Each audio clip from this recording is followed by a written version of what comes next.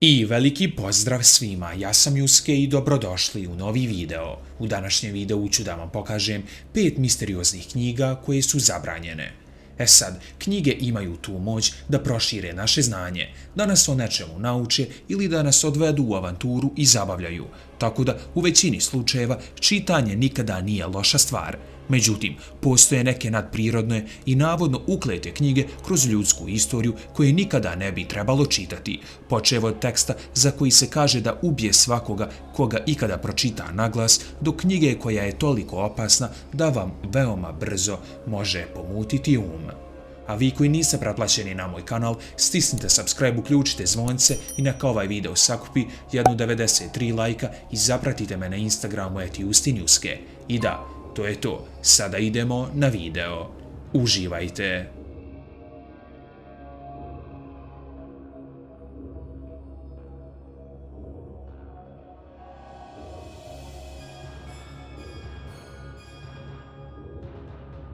Jedna od misterioznih figura 16. i ranog 17. vijeka bio je anglo-velški matematičar, astronom, astrolog, učitelj, okultist i alhemičar John Dee. Nekada je služio kao dvorski astronom Elizabete I i u svoje vrijeme je bio poznat po svojim dubokim studijama okultnog i ezoterijskog znanja, uključujući alhemiju, proricanje i hermetičku filozofiju, te je u nekoliko navrata bio u potrazi za tajnama kamena mudrosti. Dee je također bio poznat po tome što je imao jednu od najopsežnijih biblioteka o okultnim i magijskim tekstovima u Evropi, a vjerovatno i u svijetu. Među prašnjavim redovima tekstova i svitaka o kožnim povezima nalazile su se sve vrste knjiga o čarolijama, proricanju, astrologiji, demonologiji i drugim manje definisanim stvarima, a jedna od intrigantnijih knjiga je rukopis koji se naziva Soiga, knjiga magije i misterije koja je i dan danas veoma zagonetna. Sama knjiga je napisana skoro u potpunosti na latinskom i čini se da je to neka vrsta zbirke renesansnih magijskih vjerovanja i čarolija, uključujući mnoge grafike, tablice i tajne kodove, kao i razne odlomke o astrologiji, demonologiji, spiskovima nebeskih pojava i imenima i redovima anđela. Postoje i brojne reference na druge srednjovjekovne magijske knjige, za koje se čak ni ne zna da postoje, iako je većina na latinskom jeziku i stoga se veoma lako prevodi, nije sve baš tako jednostavno.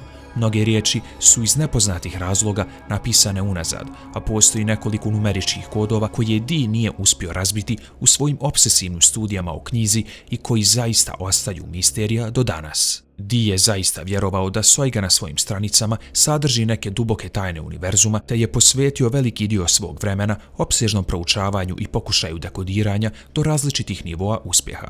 Toliko je očajnički želio zaroniti u njegove duboke misterije da je navodno tražio i savjete anđela s kojima je pokušao stupiti u kontakt tokom svojih misterioznih rituala. Tvrdio je da je u knjizi razgovarao sa anđelom Urilom, koji mu je navodno rekao da je Soiga u rajskom vrtu pokazana Adamu, te da je jedino arhanđel Mihail može ispravno prevesti i razumjeti. Nije poznato da li je od anđela dobio dodatne odgovore, ali znamo da je Dee do kraja života zaista bio opsjednut knjigom, a da nikada nije odgonetnuo njenu tajnu. Nakon Johnove smrti, veliki dio njegove biblioteke je opljačkan ili izgubljen. Knjiga Soiga je tada nestala i vjerovalo se da je izgubljena sve do 1994. godine, kada je njegova učenica Deborah Harkness naišla na 2 rukopisa koja se čuvaju u Britanskoj biblioteci i Bodleianskoj biblioteci pod naslovom Aldaria Sive Soigavo Kor, koji su zapravo bili kopije davne izgubljene legendarne knjige. Čak do današnjeg dana njeno pravo značenje ostaje misterija. Iako je uspješno dešifrovan algoritam konstrukcije, matematička formula i kodne riječi koje se koriste u generisanju numeričkih tablica, još uvijek nije poznato šta bilo od toga zapravo znači. Ljudi i dalje rade na otkrivanju misterija knjige Soiga, a ipak ona ostaje tajanstvena kao i uvijek.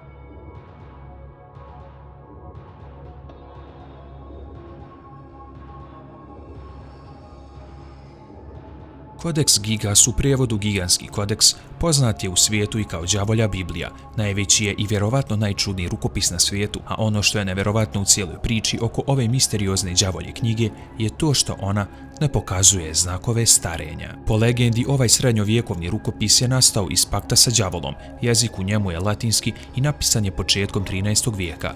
Đavolja Biblija je toliko velika i obimna da se tvrdi da je bilo potrebno 160 životinskih koža da bi bila napisana i da su potrebna 2 čovjeka da bi uopšte mogla da se podigne. Dugačka je oko 1 metra, 50 cm široka i 22 cm debela, a teška je 75 kg, te ima ukupno 577 stranica. Đavolja Biblija je, kao što sam rekao, pisana latinskim jezikom početkom 13. vijeka i premda se ne zna pouzdano koje je njeno geografsko porijeklo, vjeruje se da je u pitanju sada uništeni češki benediktinski manastir u Podlažicu. Priča kaže da je Kodeks Gigas izradio jedan monah, a to su savremena ispitivanja i potvrdila. Priča također kaže da je u pitanju bio monah koji je osuđen na smrt tako što je živ zazidan, kao i da ga je napisao u toku samo jedne noći uz pomoć đavola.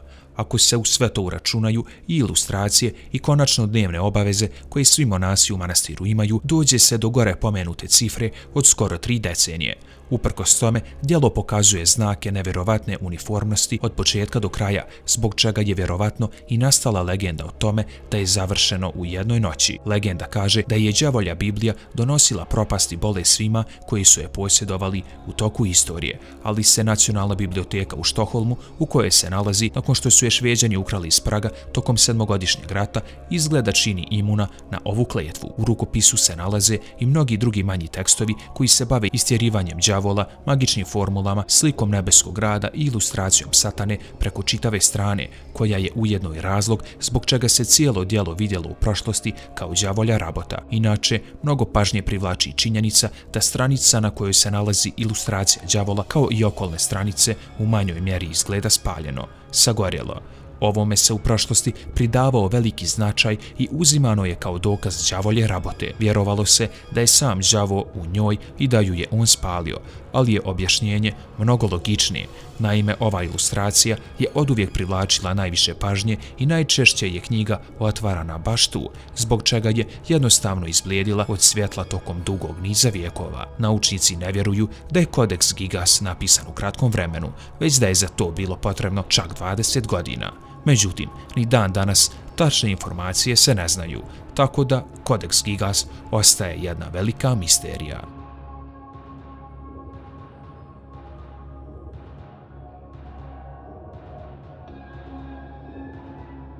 Tominov pakao je ozloglašena prokleta pjesma za koju se vjeruje da proklinje ili čak ubija svakoga koje pročita naglas.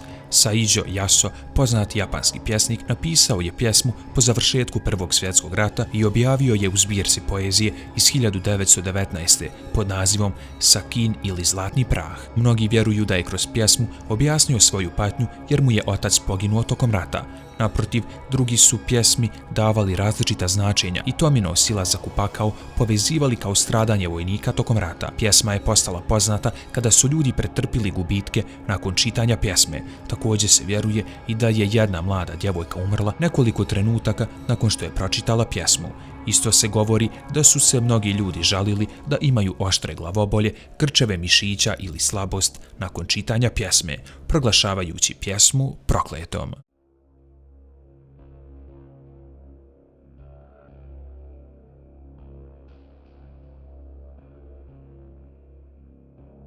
Rođ Skina je legendarna knjiga koja je bila strašnija od većine dokumenata o crnoj magiji ikada napisanih. Bila je tako mračna da većina ljudi nije mogla vjerovati da ju je napisao hrišćanski biskup. Njegov glavni cilj je bio da koristi magiju kako bi stekao kontrolu nad samim Sotonom. Poznata i kao knjiga moći, Rođ Skina, inače što znači na crvenoj koži, je dobila ime po crvenom omotu na kome su slova ispisana zlatnim runama. Bila je to zbirka najtamnijih pravila i uroka za koje se zna da ih je stvorio čovjek koji je službeno obožavao hrišćanskog boga. Međutim, čini se da je njegov autor, Gottskálk Nicolausson, želio mnogo više u životu nego služiti svojoj religiji. Šta je htio postići i zašto je istraživao polje crne magije koja je bila tako suprotna njegovom položaju kao biskupa? Gottskálk Nikulauson rođen je na Islandu 1469. a od 1496. pa sve do svoje smrti bio je biskup u malom mjestu po imenu Holar. On je rođen u dobroj hrišćanskoj porodici. Njegov ujak Olaf Rognvaldsson bio je biskup, a Godskalk je bio njegov nasljednik. Međutim, postupci Godskalka bile su daleko od vrijednosti o kojima je propovijedao u svojoj službenoj ulozi. Historijski zapisi nazivaju ga manipulativnim, ambicioznim i okrutnim. Bio je više zainteresovan za svoj status u životu nego za obavljanje svoje uloge biskupa. Čak je počeo istraživati tamno znanje drevnog vraćanja u najcrnjem obliku, a to je postalo njegova najveća obsesija. Godskalk je bio strastveno u vezi sa magijom i mnogo se godina posvetio zadatku pisanja Raudskine. Glavni cilj knjige bio je stvoriti i ovladati tako snažnom magijom da ima kontrolu nad Sotonom. Želio je učiniti Sotonu robom i vladati svijetom. U vrijeme njegove smrti, Godskalk je bio poznat kao vrlo opasna i moćna osoba koja je bolje znala crnu magiju od bilo koje osobe koja je tada živjela na Islandu. Kada je umro tokom zime 1520. Raudskina je sahranjena sa njim, zauvijek zaključavajući svoje mračne tajne.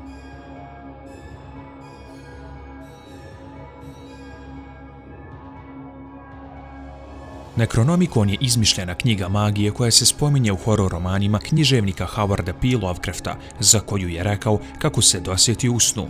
Spominje se prvi put 1924. godine u Lovecraftovoj kratkoj priči The Hound. Opisana je kao magijski priručnik, odnosno grimorij. Kao njen tvorac navodi se izmišljeni lik ludi Arapin Abdul Alhazred, koji je navodno živio u 8. vijeku. Pisci August Derlet i Clark Ashton Smith citirali su Necronomicon u svojim dijelima, što je Lovecraft odobravao, smatrajući da će to doprinijeti zastrašujućem utisku da knjiga zaista i postoji. Ova strašna nepostojeća knjiga sa čarolijama, dozivanjem đavola, podizanjem mrtvih i svime što se može očekivati u hororu, tako je prerasla u mit. Lovecraft je tvrdio da je ideju za knjigu dobio u snu. Zbog fame koja se digla oko knjige, Lovecraft je napisao i pseudo-istoriju Necronomicona, koja je objavljena 1938. nakon njegove smrti. Piše kako je naslov grčki prijevod koji znači slika zakona mrtvih, a originalni naziv spisa bio je Alazif, arapska riječ koju je Lovecraft definisao kao noćni zvuk koji insekti proizvode, što je navodno zavijanje demona, povezujući to sa Belzebubom, odnosno gospodarom muva. Jedan rječnik arapskog definiše azif kao fijuk vjetra, čudan zvuk ili buku. U istoriji Necronomicona Abdul al-Hazred opisan je kao poluludi ara, koji praktikuje božanstva koja je također izmislio Lovecraft.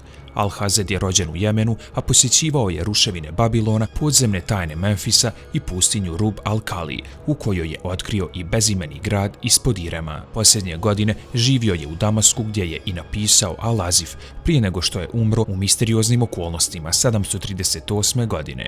Kasnijih godina Azif je postao prilično popularan, iako se držao u tajnosti i prepisivao u krugovima filozofa. Na grčki ga je preveo Theodorus Philetas, izmišljeni naučnik 950. i tada je dobio naslov Necronomicon. Ta verzija je potakla neke naučnike na stravične pokuse prije nego što je patrijarh Mihael, historijska osoba, naredio uništavanje knjige 1050. Od tada se samo u najvećoj tajnosti govorilo o knjizi, sve dok ju na latinski nije preveo Olaus Wormius. Lovecraft piše da ju je preveo 1228. ali taj naučnik je živio krajem 16. i početkom 17. vijeka. Papa Grgur IX zabranio je knjigu 1232. iako je ponovo objavljena u Njemačkoj u 15. a u Španiji u 17. vijeku. John Dee, dvorski astronom kraljice Elizabete, kojeg sam već spomenuo, navodno je knjigu preveo na engleski. Arapska verzija je, piše Lovecraft, nestala već u 11. vijeku, iako postoje indikacije da je postojala tajna kopija u San Francisku koja je izgorila u 20. vijeku. O grčkom prevodu nema zapisa još od spaljivanja biblioteke određenog muškarca u Salemu 1692. Lovecraft je tvrdio kako postoji samo 5 primjeraka, po jedan u Britanskom muzeju, Francuskoj nacionalnoj biblioteci, biblioteci Harvarda, Univerzitetu u Buenos Airesu te biblioteci Imaginarnog univerziteta Miskatonic. Upravo je Lovecraftovo spretno miješanje stvarnih historijskih osoba i događaja sa izmišljenima zaslužno za veliku popularnost ovog grimoara, odnosno knjige. Iako je i sam pisac jasno jasno tvrdio kako je knjiga izmišljena, a samu istoriju Necronomicona napisao iz šale, mnogi tvrde kako je time samo htio spriječiti da padne u pogrešne ruke. Smatraju da su pogreške u istoriji Necronomicona namjerne, te da su zapravo putokaz kako doći do moćne knjige.